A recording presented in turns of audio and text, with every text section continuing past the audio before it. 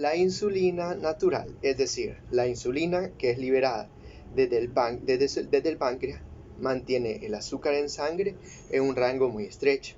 Durante la noche y entre comidas, los niveles normales no diabéticos oscilan entre 60 y 100 miligramos por decilitro y 140 miligramos por decilitro, más o menos después de la comida y aperitivo. Para mantener el azúcar en sangre controlada durante la noche, en ayunas y entre comidas, el cuerpo libera un nivel bajo de fondo de insulina cuando come y hay una gran explosión de insulina. Este pico de insulina es necesario para desechar todos los carbohidratos o el azúcar que se está absorbiendo de la comida. Todo esto sucede automáticamente.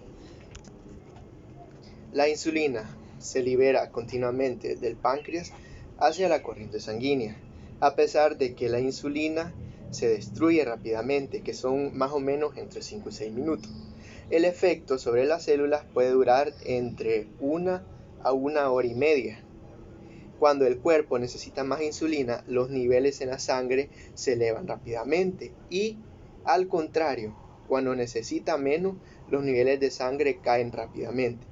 La situación es diferente cuando se tiene diabetes y está bajo terapia, por ejemplo, el reemplazo de insulina. Una vez que se inyectó una dosis de insulina, va a absorberse en su corriente sanguínea, la necesite o no. Cuando se tiene diabetes tipo 2 y no tiene suficiente insulina propia, o cuando no puede tomar otros medicamentos para controlar el azúcar en sangre, tendrá que empezar una terapia de insulina. La terapia de insulina lo que trata principalmente es de imitar la secreción de insulina natural o la no diabética. Existen dos componentes en la terapia de insulina, las cuales son, en primer lugar, el reemplazo de insulina de fondo o basal. Este principalmente lo que hace es que controla la glucosa durante la noche y entre las comidas al mantener la grasa en el tejido graso y controlar la producción de glucosa por parte del hígado. También lo que ayuda es brinda un nivel bajo continuo de insulina. Puede ser una insulina de acción prolongada que se inyecta 1 o 2 veces por día, tal como por ejemplo los análogos de internas que afectan su función. Insulina, por ejemplo, fumar tabaco, también problemas de dormir. Bueno, en fumar tabaco las personas a veces se fuman sus 2 o 3 cajas al día. O sea, no es normal estar fumando tanto tabaco, mucho, porque eso puede, digamos, más allá de tener consecuencias, por ejemplo, el cerebro, los pulmones, cosas así. Y, por ejemplo, el problema de dormir. El problema de dormir es uno de los hábitos que cada persona sabe cómo dormir. Por ejemplo, hay personas que se duermen, digamos, a la 1 de la mañana y se levantan a las 5. A veces dicen, no, yo duermo mis 3 horas, estoy bien y cosas así.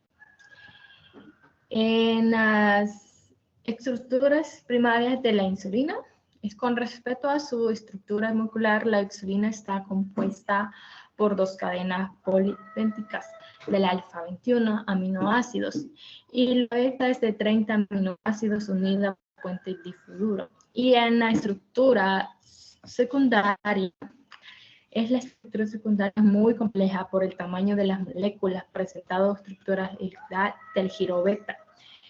Ambas cadenas de lámina beta es como la cadena beta, las formas activas de la insulina, monoméricas, así como la circulación de las generales que unen receptor, existen concentraciones de 10 moléculas. Y también que la proteína insulina no tiene ni estructura terciaria ni cuartaria.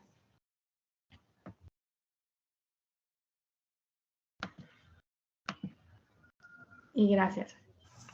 Muy buenos días a todos. Para ya poder terminar acerca de la presentación, voy a hablarles acerca de una proteína que se llama la hemoglobina. La hemoglobina es una proteína que se encuentra en la sangre, cuya función es de transportar elementos vitales, ya sea hierro, oxígeno u otros nutrientes hacia nuestro cuerpo por medio desde el corazón hacia las diferentes partes del cuerpo. Sabemos que la hemoglobina es necesaria para la sangre y esta se produce a través de la médula ósea que se encuentra dentro de todos nuestros huesos y que es la principal característica que va a ser de transportar todos los elementos hacia las diferentes partes del cuerpo. Y para que el proceso de esta proteína sea de forma correcta, la sangre tiene que tener elementos como la hemo y el hierro, que es lo esencial para que la hemoglobina pueda transportarse hacia las diferentes partes del organismo. Y hablando acerca de su estructura, sabemos que la hemoglobina es una estructura cuaternaria, es decir, que se consta principalmente por 4 estructuras.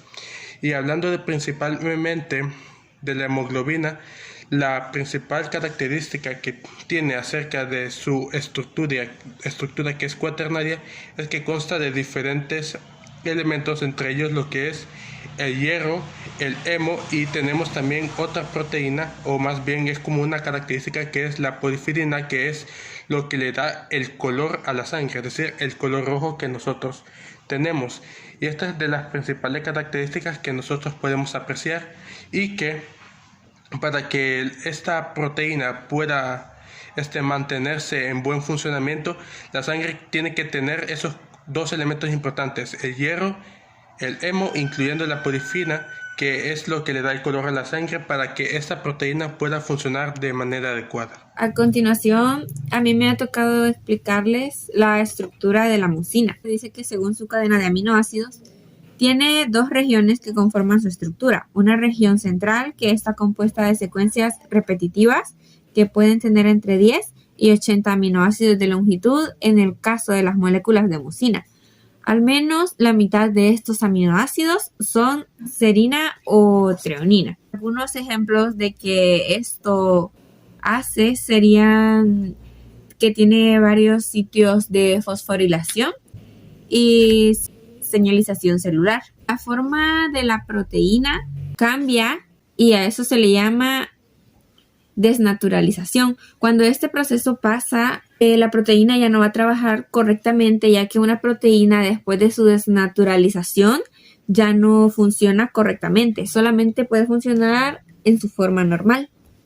Como vemos aquí tenemos la estructura de la mucina, que tenemos como estructura primaria, secundaria, terciaria y cuaternaria, y aquí podemos observar un ejemplo de cada una de sus estructuras. Como podemos ver aquí, la primaria, que está dividida por letras y colores. La primaria pone el orden de cada aminoácido, se encarga de que esta secuencia esté correcta. Y dice combinación ilimitada de aminoácidos, unión péptida y secuencias. Como la estructura secundaria tenemos hélice o hoja plegada, puente de hidrógeno. En esta estructura pone la posición o la dirección que va a tener la mucina en esta estructura. Puede ser hélice o hoja plegada beta, como nos dice acá. Su estructura terciaria es globular fibrosa, y aquí podemos ver el ejemplo en la diapositiva. Esta estructura proviene de la segunda, ya que la segunda le da forma a la tercera, y lo que hace la tercera es ponerse en su forma tridimensional. Y la estructura cuaternaria, que nos dice subunidades iguales y de distintas fuerzas diversas no covalentes.